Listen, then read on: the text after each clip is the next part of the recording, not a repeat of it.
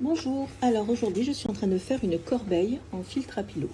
Mais je voulais justement vous expliquer quelque chose pour celles qui ne connaissent pas vraiment le filtre à pilot. C'est un fil, c'est comme le fil t-shirt, c'est un fil recyclé et qui comporte parfois, même si on choisit de bonnes marques, des imperfections.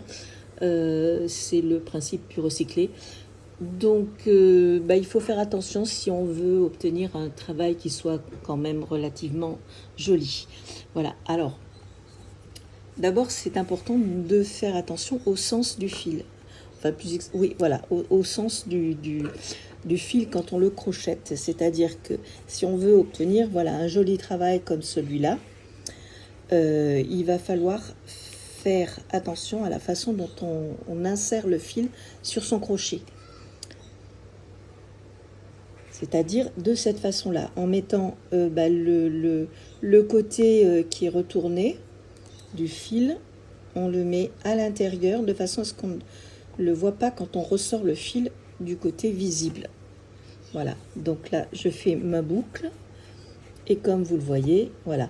Si j'avais pas fait attention, j'aurais pu crocheter de cette façon-là. Voilà, ressortir le fil, j'allais dire, voilà, comme ça. Et là, vous voyez, il y a ça qui apparaît, on ferme et j'ai ma boucle, en fait, elle ressort, elle est comme ça. Donc, en fait, ça fait pas très joli. Quand on continue le travail, voilà, ça va faire ça. Hop.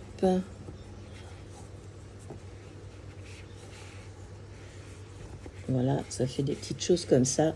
Et c'est un peu moins régulier et c'est moins joli. Donc, il faut faire attention à la façon dont on présente le fil sur le crochet.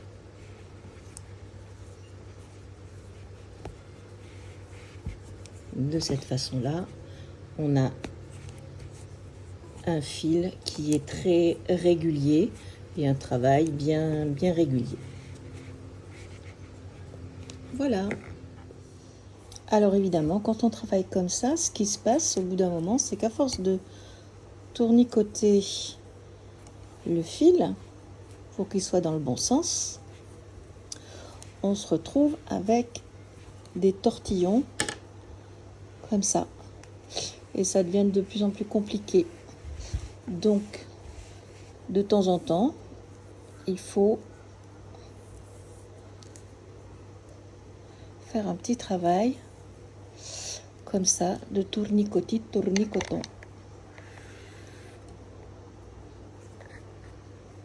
Attends, je vais vous montrer mieux. Voilà, on fait un petit peu, on le fait tournicoter jusqu'à ce qu'il se remette bien droit et on peut reprendre notre travail. Alors je suis à l'arrivée, donc à la fin de mon rang. Je fais ma dernière maille, mon avant-dernière maille serrée. Voilà. Et la dernière, je la fais un petit peu différemment. Donc pas de maille coulée, pas de choses comme ça.